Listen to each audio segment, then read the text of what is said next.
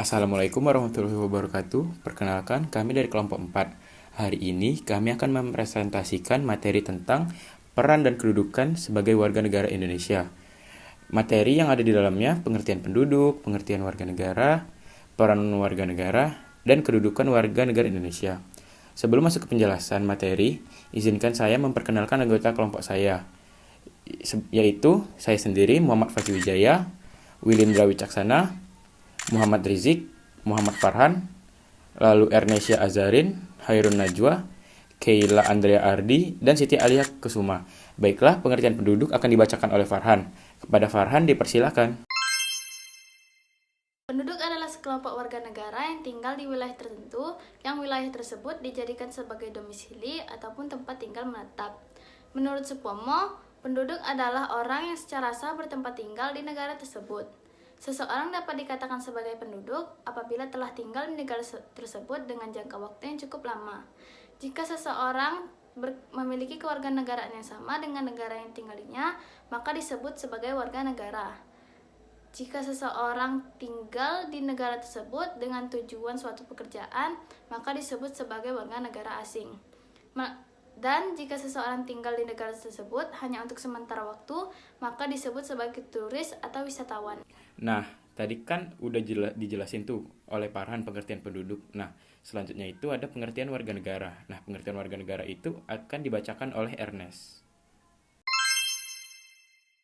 Warga negara adalah seseorang atau individu yang tinggal serta bermasyarakat di wilayah tertentu.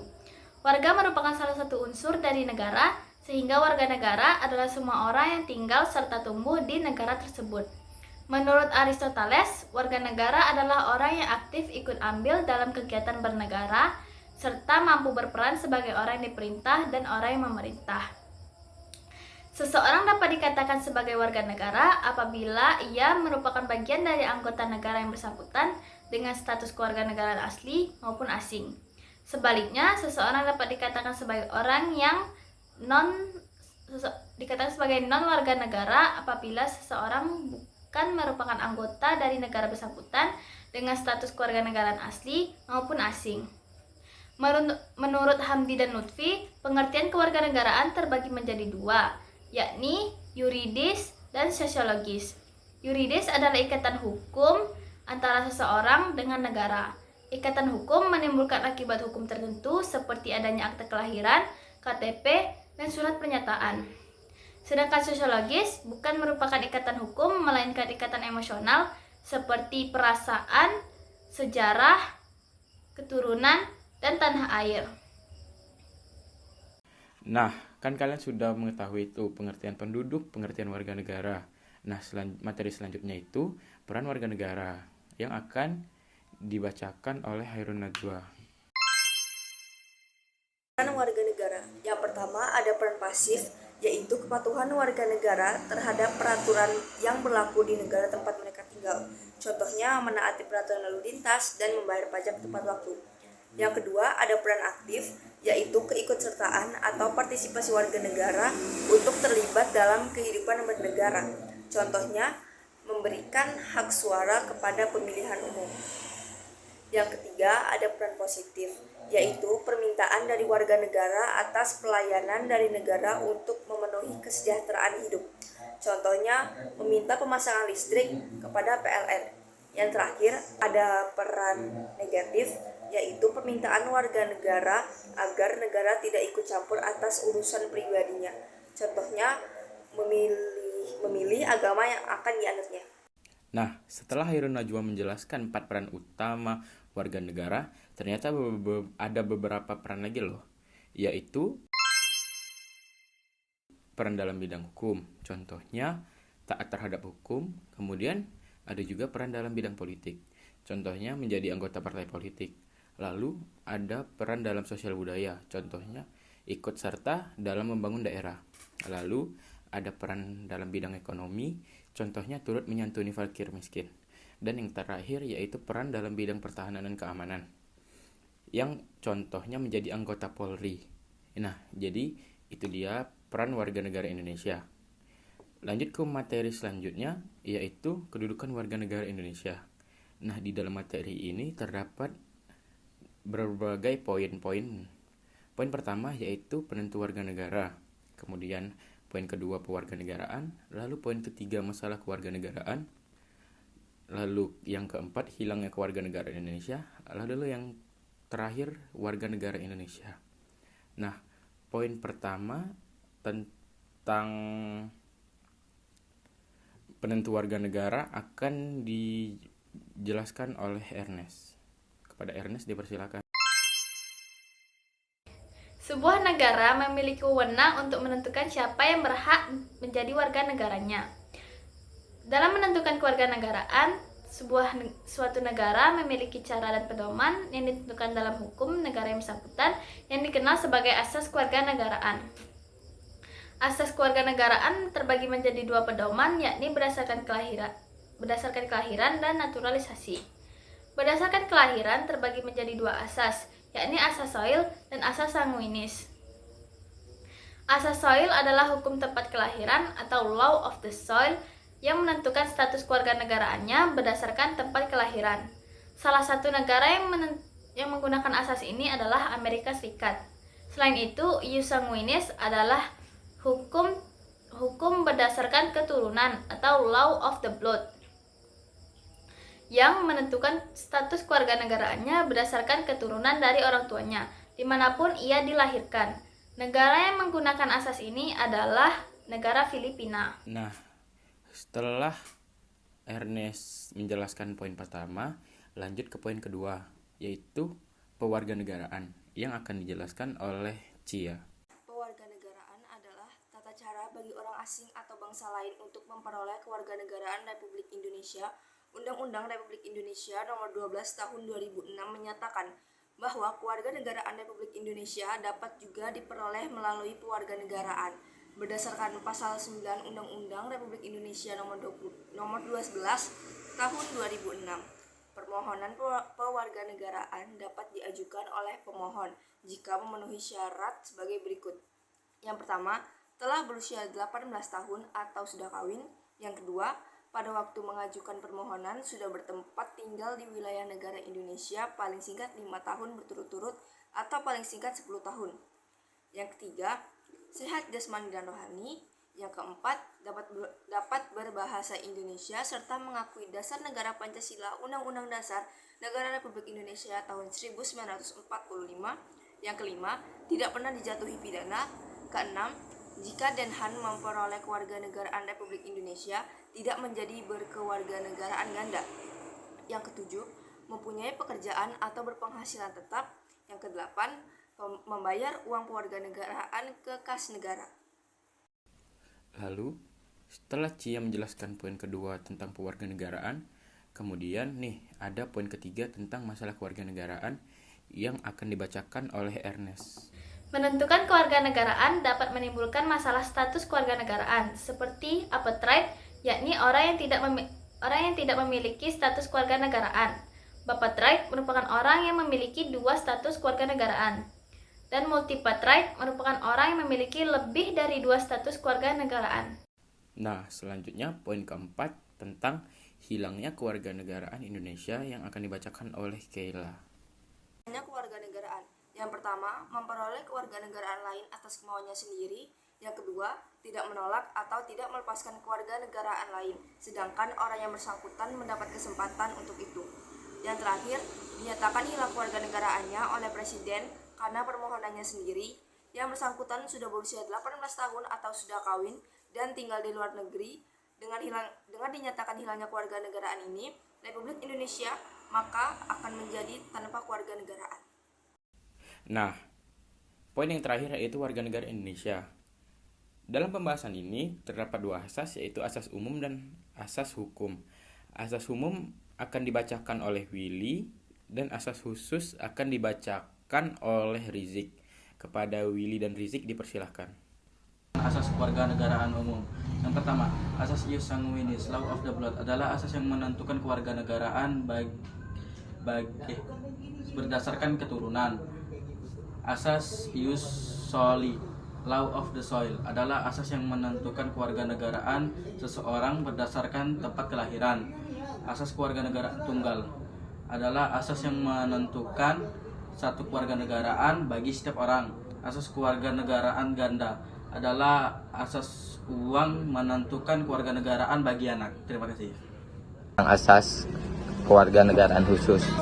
Suatu asas kepentingan nasional adalah asas yang menentukan bahwa setiap peraturan kewarganegaraan mengutamakan kepentingan nasional yang bertekad mempertahankan kedaulatannya sebagai negara kesatuan yang memiliki cita-cita dan tujuannya sendiri. 2. Asas perlindungan maksimum adalah asas yang menentukan bahwa setiap pemerintah wajib memberikan perlindungan penuh kepada seluruh warga negara.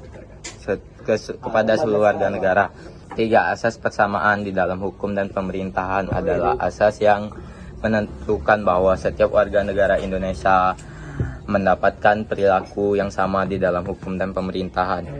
Yang keempat adalah asas kebenaran substantif adalah asas yang adalah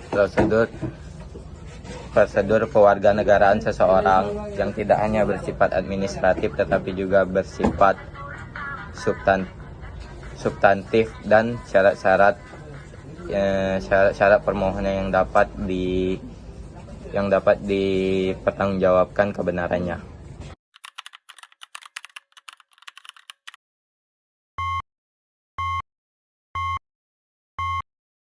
Waktunya sekolah.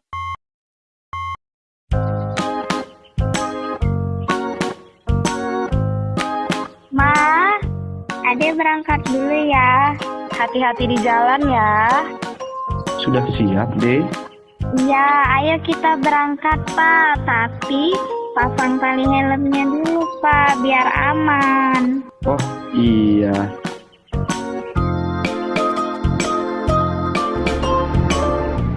Dadah Mama. Dadah Adek.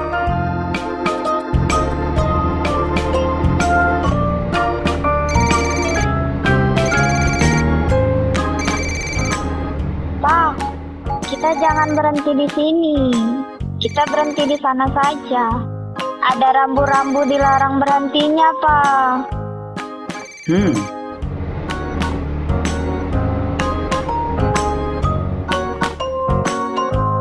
Ya, baik Pak. Sebentar lagi saya sampai ke sana.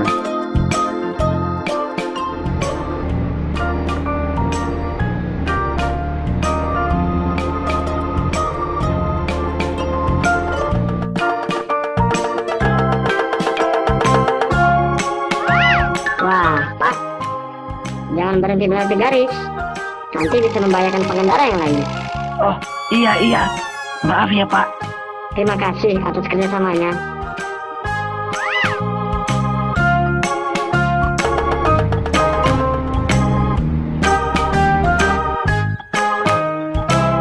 Kalau mau nyebrang di sini saja. Ada rambu penyeberangannya dan lihat kanan kiri dulu sebelum nyebrang.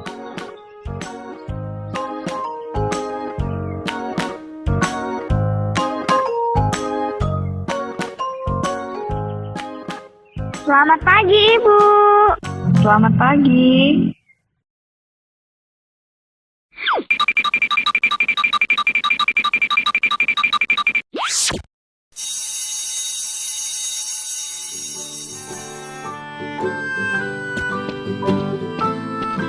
Ayo kita pulang. Iya, Ma.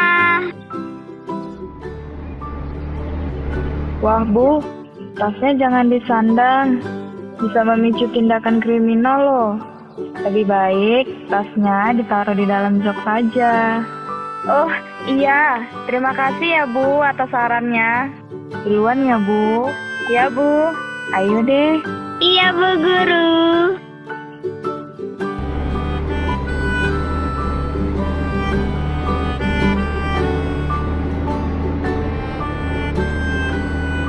Ma, jangan memutar arah dari sini, bahaya loh. Ada rambu larangan memutarnya, Ma. Kita memutar dari sana aja ya, Ma. Oh iya juga ya deh.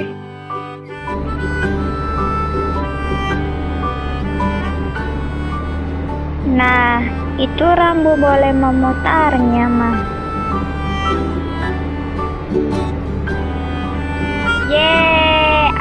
sampai juga di rumah dengan selamat. Jika kita taat lalu lintas, kita selamat sampai tujuan. Dalam video yang ditampilkan, itu merupakan contoh peran dan kedudukan warga negara Indonesia dalam bidang politik, yaitu menaati segala peraturan yang ada di negara Indonesia. Nah, jadi itulah penjelasan kami tentang materi peran dan kedudukan sebagai warga negara Indonesia. Jadi, kesimpulan yang bisa kita dapat adalah semua orang yang tinggal di suatu negara dan tunduk pada peraturan kekuasaan negara tersebut. Warga negara adalah penduduk yang memiliki status kewarganegaraan. Sementara, non-warga negara adalah penduduk yang tinggal dalam jangka waktu pendek, contohnya seperti turis. Warga negara memiliki tanggung jawab dan hubungan timbal balik terhadap negaranya, baik dalam arti yuridis, ikatan hukum, maupun sosiologis, ikatan emosional. Warga negara Indonesia memiliki peran yang meliputi pasif, aktif, positif, dan negatif. Mereka juga memiliki peran dalam bidang hukum, politik, sosial budaya, ekonomi, pertahanan, dan keamanan. Kedudukan warga negara Indonesia ditentukan berdasarkan asas kewarganegaraan, baik berdasarkan kelahiran maupun naturalisasi. Undang-undang mengatur siapa yang dapat menjadi warga negara Indonesia. Perwarganegaraan adalah proses bagi orang asing untuk memperoleh kewarganegaraan Republik Indonesia. Terdapat beberapa syarat seperti usia, tempat tinggal, kesehatan, kewajiban bahasa, dan kesetiaan. Kewarganegaraan juga bisa hilang nih karena berbagai alasan, seperti masuk dalam dinas tentara asing tanpa izin atau tidak mengikuti prosedur yang ditetapkan. Nah, itu saja presentasi yang dapat kami sampaikan. Sekian, terima kasih. Wassalamualaikum warahmatullahi wabarakatuh. Thanks for watching.